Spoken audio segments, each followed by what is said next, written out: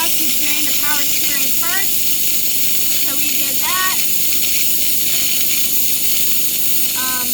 This particular truck uses the same, it uses transmission fluid as power steering fluid. They're basically the same thing in this truck, so, and this is our new mini vac.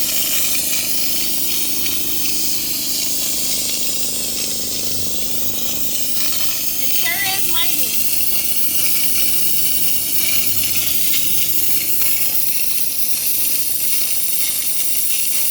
Going up. There's the gear oil we're going to replace it with.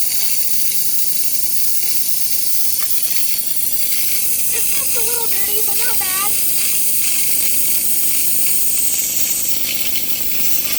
It sure is thick though.